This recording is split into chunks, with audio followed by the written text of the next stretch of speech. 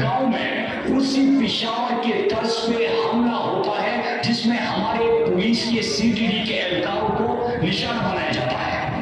یہاں پہ سوال یہ جنم لیتا ہے کہ کون سی ایسی طاقتیں ہیں، قوتیں ہیں جو ہمارے پولیس کی کمر توڑنا چاہتے ہیں، جنہوں نے امن کے لیے کوششیں کی ان کو کمزور کرنا چاہتے ہیں، جو ہمارے امن کے در پہ ہیں۔ سب سے پہلے سوال اٹھتا ہے میرے پاکستانیوں، اور آپ بھی یہ سوال کیجئے کہ کل جب کبل پہ حملہ ہوا اور ہمارے ابھی جنازے ہم نکال رہے تھے، اٹھ رہے تھے، ہم اپنے شہداء کو نکالنے میں مصروف تھے کہ اسی وقت RPO اور DPO بیان دے دیتے ہیں کہ یہ حملہ نہیں تھا،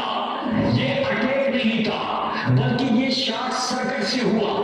لیکن جب جھوٹ کس طرح بے نقاب ہوا، ایکسپوز کس طرح ہوئے، یہ تمام لوگ جنہوں نے کل بیانیہ بنانے کی کوشش کی وہ اس طرح بے نقاب ہوئے کہ رات کو مجھے ایک کال موصول ہوتی ہے اور آڈیو بھیجی جاتی ہے، اس میں حملے کی ذمہ داری بھی قبول کی جاتی ہے، بلکہ یہاں تک کہا جاتا ہے کہ نشانہ تو تم تھے ہمارا، لیکن جب آپ نہیں ملے تو ہم اگر CTD